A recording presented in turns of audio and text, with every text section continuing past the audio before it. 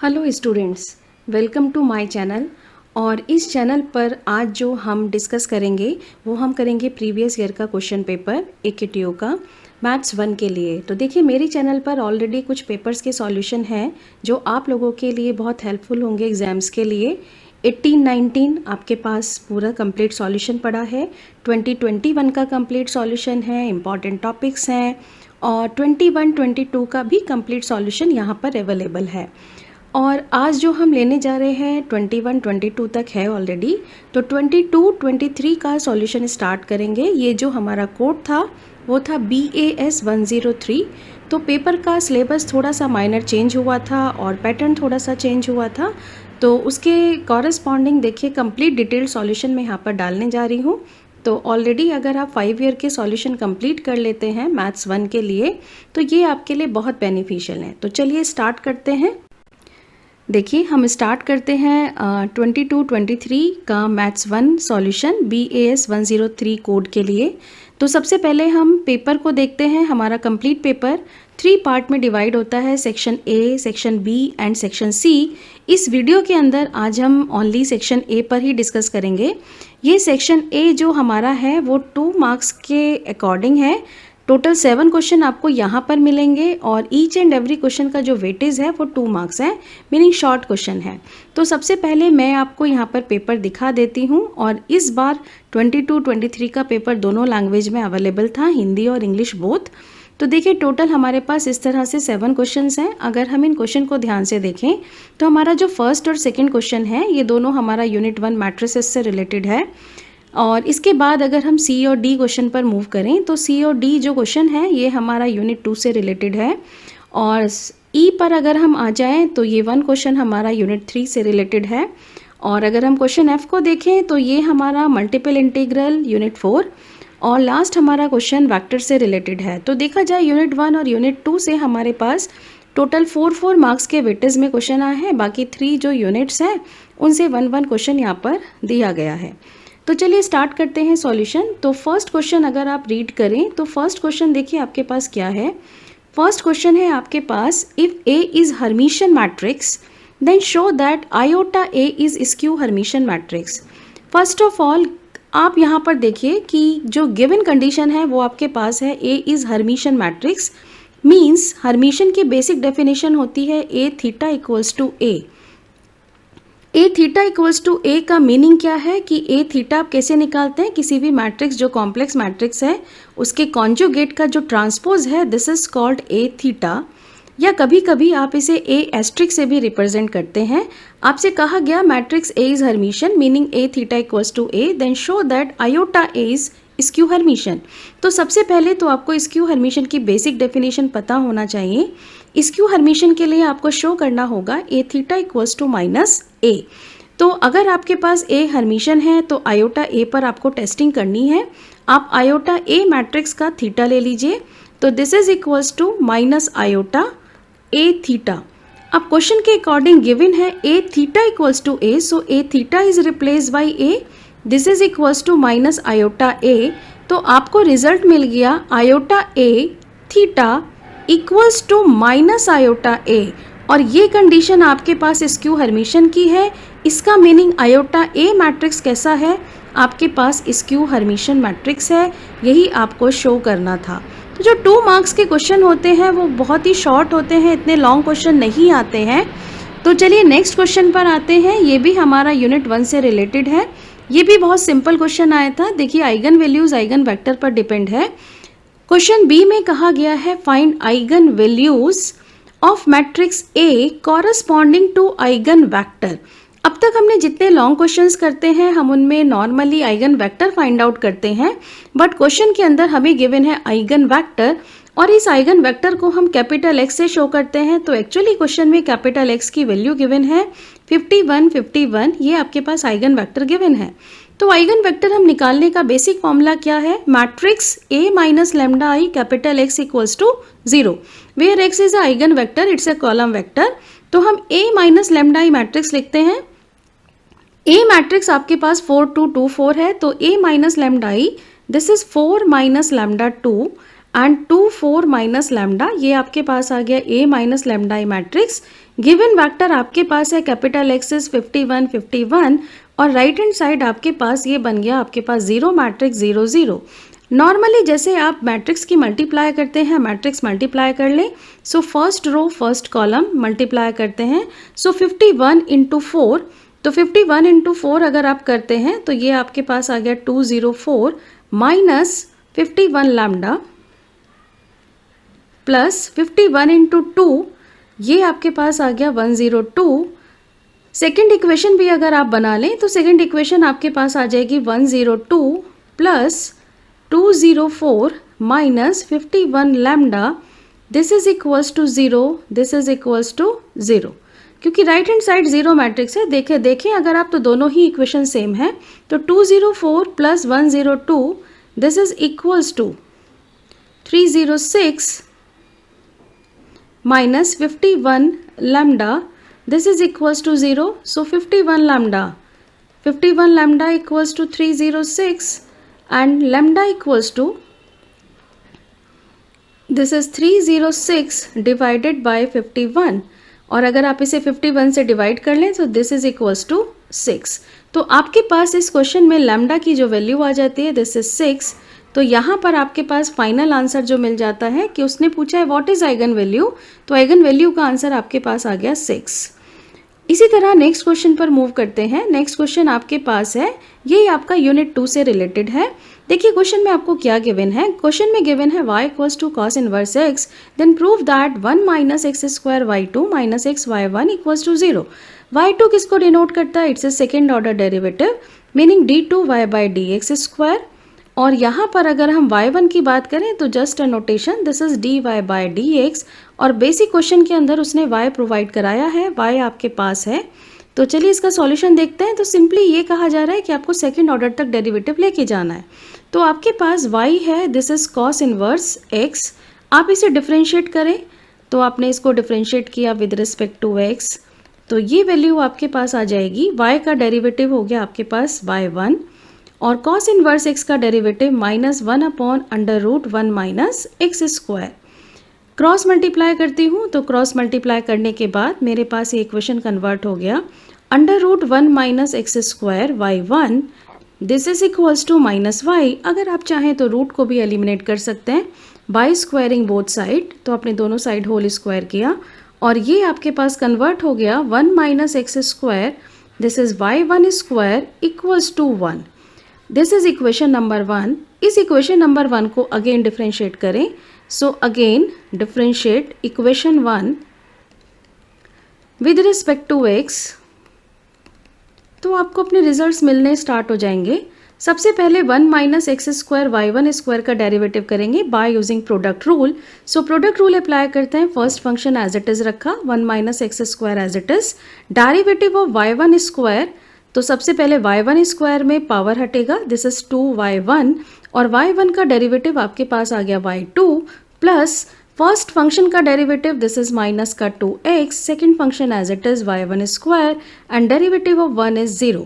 अब यहाँ से आप कॉमन ले सकते हैं, this is 2y1 as a common, तो आपके पास ये इक्वेशन कन्वर्ट हो गया 1 minus x square y2 minus का 2y1 आपने कॉमन ले लिया है, सो आपके पास ये रिमेनिंग बचा माइनस का xy1 this is equals to 0। So आपके पास रिजल्ट है जो आपसे प्रूव दैट कराया है, तो आप इजीली आपको यहाँ से रिजल्ट मिल जाता है, तो आपके पास ये रिजल्ट आ जाएगा, दिस इज इक्वल्स टू, ये इक्वेशन आपको मिल गई 1 माइनस का एक्स स्क्वायर y2 माइनस का xy1 this is equals to 0। Simple सा क्वेश्चन था कॉस इनवर्स x के डेरिवेटिव पर बेस्ड। अब हम नेक्स्ट क्वेश्चन पर मूव करते हैं। नेक्स्ट क्वेश्चन मेरे पास है डी पार्ट। तो देखिए डी पार्ट भी बहुत सिंपल क्वेश्चन है। अगर आप इस क्वेश्चन को देखें तो u फंक्शन आपके पास गिवन है, u equals to sine inverse और शो दैट कराया है दिस। अब आप इस स्टेटमेंट को ध्यान से देखें तो ये स्टेटमेंट आपके पास आयलर थ्योरम का है, तो क्वेश्चन बेस्ड है आयलर थ्योरम पर। आयलर थ्योरम पर अगर ये बेस्ड है तो देखिए ये भी आपका यूनिट 2 का ही पार्ट है। तो यहाँ पर अगर मुझे आयलर थ्योरम लगानी है तो मुझे फर्स्ट ऑफ ऑल चेक करना होगा इज इट फंक्शन होमोजीनियस। तो हमें सबसे पहले अगर मैं होमोजीनियस चेक करूँ, आप इसे ध्यान से देखें तो अगर आप इस साइन इनवर्स अंदर वाली टर्म देखेंगे तो आप देखेंगे कि यहाँ पर आप होमोजीनियस चेक करने के लिए पुट करते हैं x replace by t x और y replace by t y, ये चेक करते हैं।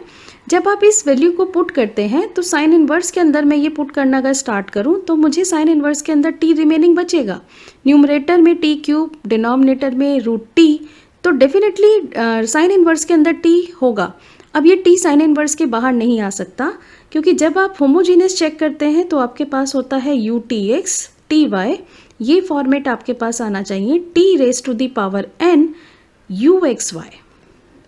सेम वही फंक्शन आपको यहाँ मिले जो फंक्शन आपको क्वेश्चन में दिया गया है, ये फॉर्मेट मुझे यहाँ नहीं मिलेगा। तो फर्स्ट स्टेप पर तो ये एनालिसिस हुआ कि जो फंक्शन है ये आपके पास नॉन होमोजीनियस फंक्शन होगा। चाहे तो आप इसे खुद से अपने आप एक बार करके देख सकते हैं। साइन इनवर्स के अंदर t जो कभी साइन इनवर्स से बाहर नहीं आएगा, this is non homogeneous function. अगर ये नॉन होमोजीनियस फंक्शन है तो आप साइन इनवर्स को ट्रांसफर करिए, ये आपके पास कन्वर्ट हो गया sine u, this is equals to x cube plus y cube divided by root x plus root y. अब यहाँ पर आप लगा रहे हैं आयलर थ्योरम का deduction. This is sin u, this is function of u, this is fu, this is function of u equals to any function in terms of x and y, so this is function v, fu equals to v। अब मैं v की degree check कर सकते हैं और v की degree check करने के लिए x को tx और y को ty से अगर आप रिप्लेस कर लें तो v tx ty equals to t cube x cube, next आपके पास y क्यूब है, so t cube y cube divided by root x plus root y, meaning root t x plus root t y. This is equals to t cube as a common, this is x cube plus y cube and root t as a common, तो आपके पास remaining यहाँ रह जाएगा root x plus root Y. तो आप देखिए आपके पास t की टोटल पावर आ जाती है 3 minus half, meaning t raise to the power 5/2, और सेम वही फंक्शन है जो हमने लेट किया था, this is x cube plus y cube divided by root x plus root y, meaning आप इसे लिख सकते हैं t raise to the power 5/2 into v x y. तो आप ये कह सकते हैं कि ये जो फंक्शन है आपके पास, ये फंक्शन आपके पास होमोजीनियस फंक्शन है जिसकी डिग्री आपके पास क्या है, डिग्री आपके पास आ गई 5/2। तो इस फंक्शन में n जो है आपको मिल गया 5/2 because v is homogeneous function. तो बाय डिडक्शन थ्योरम, तो डिडक्शन थ्योरम का आप डायरेक्टली स्टेटमेंट यूज कर लीजिए, और डिडक्शन थ्योरम का स्टेटमेंट है x del u by del x plus y del u over del y, और this is equals to n f u upon f dash u. अब यहाँ पर आपको सिर्फ अपने क्वेश्चन में इतना देखना है कि आपको n क्या मिला और fu आपके पास क्वेश्चन में क्या है। तो n आपके पास आ गया 5/2 और fu आपके पास क्वेश्चन में है sin u, तो आप यहाँ पर इसकी वैल्यू sin रख सकते हैं, और sin u के बाद sin u को आप डिवाइड कर लीजिए, sin u divided by cos u, तो ये आपके पास आ जाएगा दिस इज tan u। तो यही आपको प्रूफ करना था 5/2 tan u, क्योंकि fu आपके पास sin u और sin u का derivative cos u and sin upon cos is tan u। अब हम मूव करते हैं, नेक्स्ट क्वेश्चन हमारे पास है क्वेश्चन नंबर ई। अब क्वेश्चन नंबर ई जो हमारा बेस है वो एरर पर बेस्ड है, और एरर जो हमारा टॉपिक है वो यूनिट 3 में आता है। देखिए, find percentage error in measuring the volume of A rectangular box के बारे में कहा है, और वॉल्यूम में उसने एरर पूछा है when error of 1% is made in measuring each side. सबसे पहले देखिए कि एरर कहाँ दी गई है और किस टर्म में एरर पूछा गया है।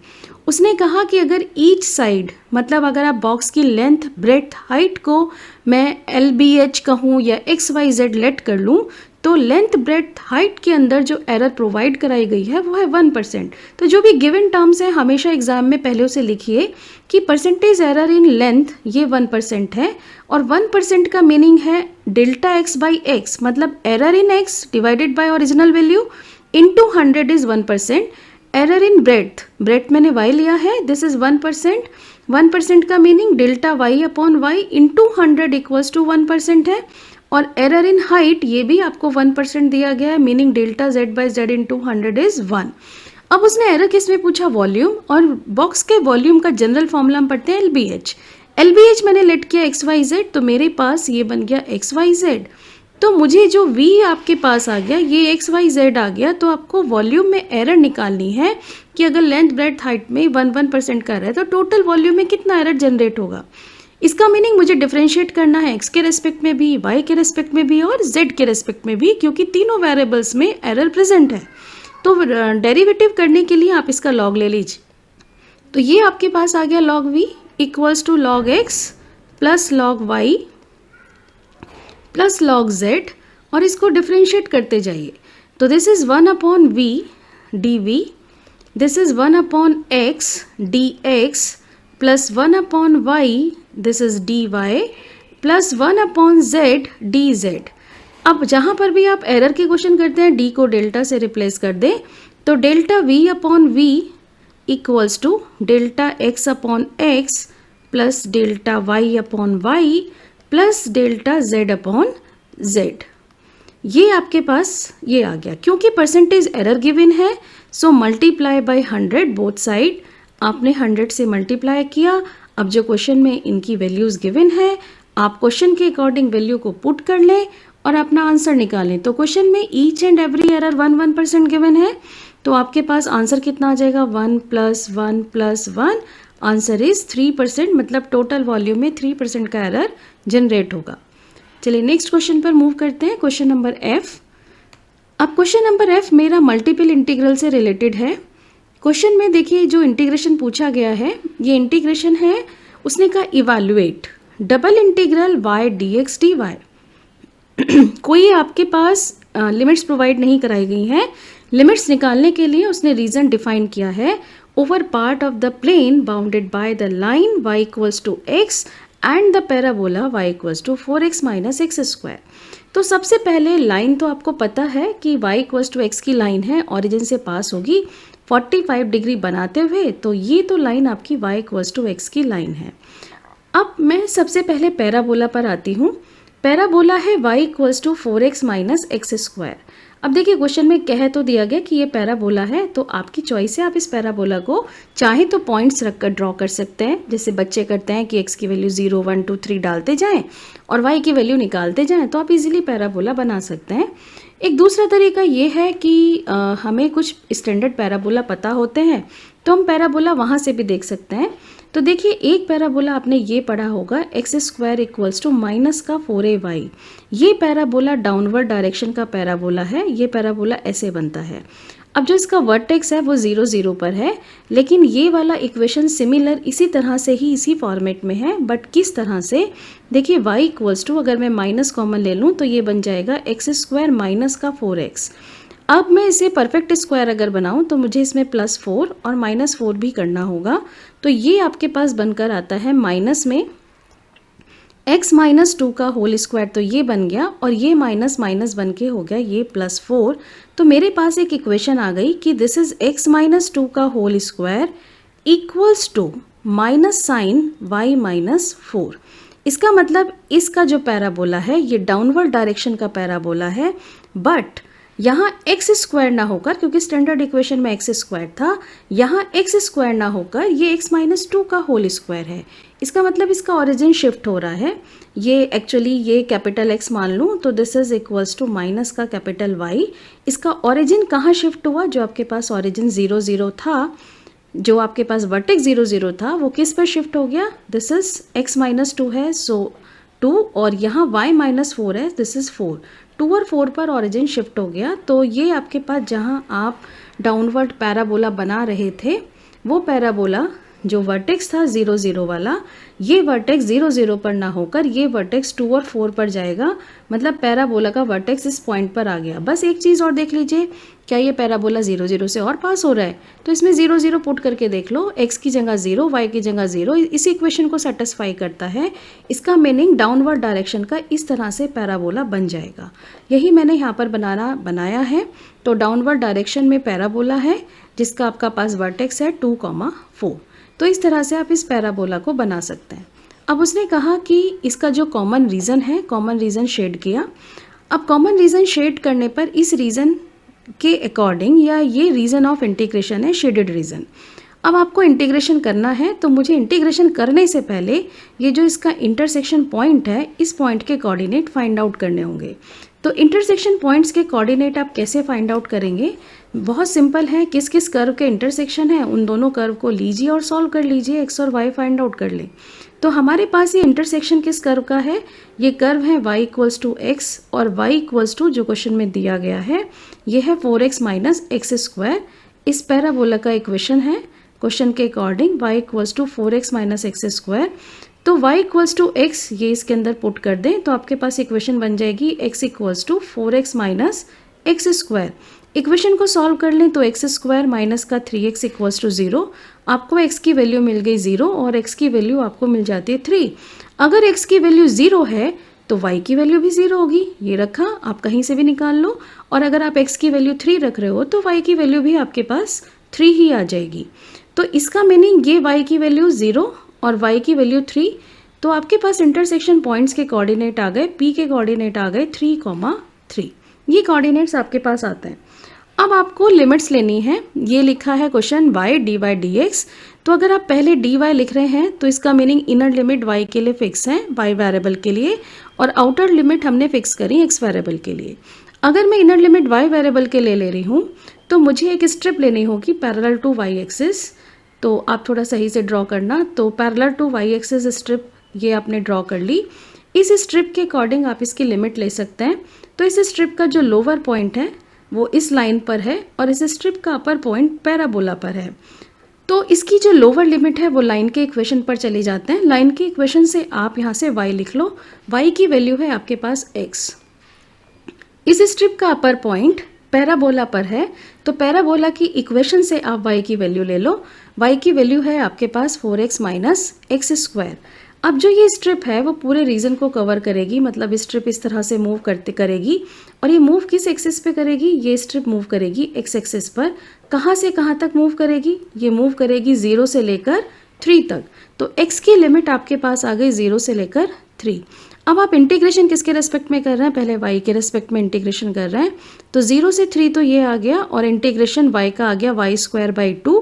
1/2 मैंने बाहर कर दिया और ये बचा अब आपके पास y स्क्वायर जिसकी लिमिट है x से लेकर 4x माइनस एक्स स्क्वायर। और रिमेनिंग अब आपके पास बचा dx। So put upper limit and lower limit.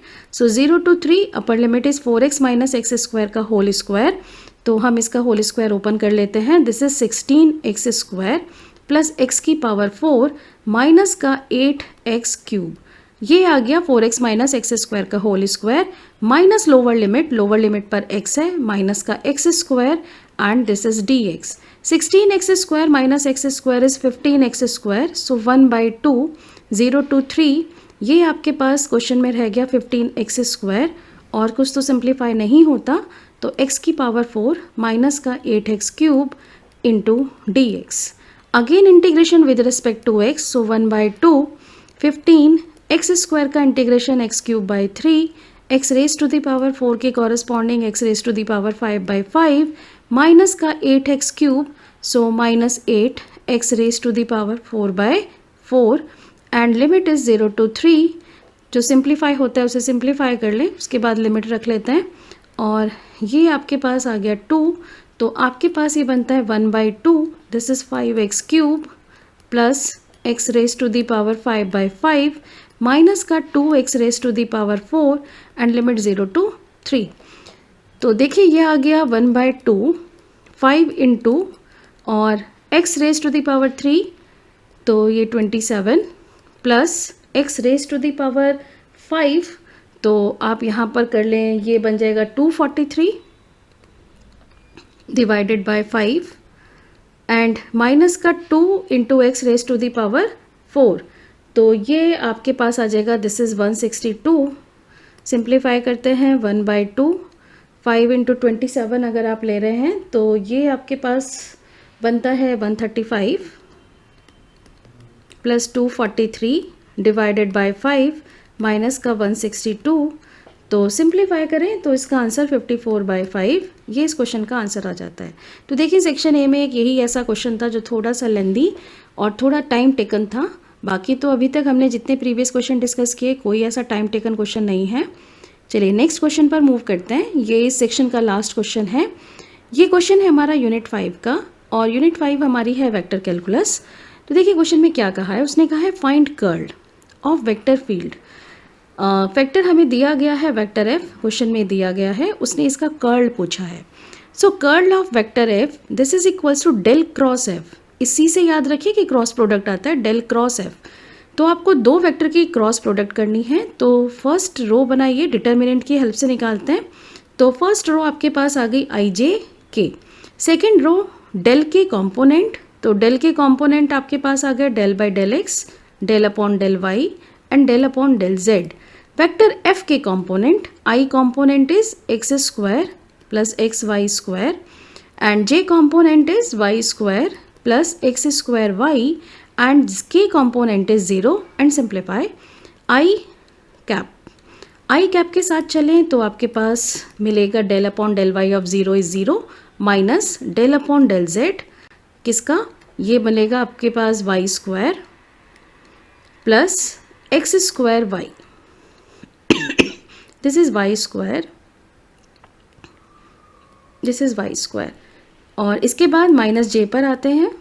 Minus जे के साथ अगर आप मूव कर रहे हैं तो del by del x of 0 is 0 minus del upon del z of, तो del upon del z of x square plus x y square plus इसके बाद आप के कॉम्पोनेंट पे जाते हैं। तो के कॉम्पोनेंट में अगर आप देखें तो आपको वैल्यू मिलेगी del by del x of, so del by del x of y square plus x square y minus का del upon del y of x square plus x y square. तो अगर आप फर्स्ट पार्ट देखें i cap, ये component with respect to z derivative है 0 minus का j with respect to z derivative है 0 plus का के, अब के कॉम्पोनेंट के साथ डेरिवेटिव एग्जिस्ट करते हैं डेल बाय डेल एक्स, तो विद रिस्पेक्ट टू एक्स करते हैं this is 2xy minus with respect to y कर रहे हैं तो वाई स्क्वायर का डेरिवेटिव आ जाएगा this is 2xy and 2xy also 0 तो दिस इज 0 वेक्टर। तो curl of that vector is 0 vector. Simple question था। तो आई थिंक आपको ये पार्ट ए समझ आ गया होगा। नेक्स्ट वीडियो में जो हम लेंगे वो हम लेंगे इसका पार्ट बी।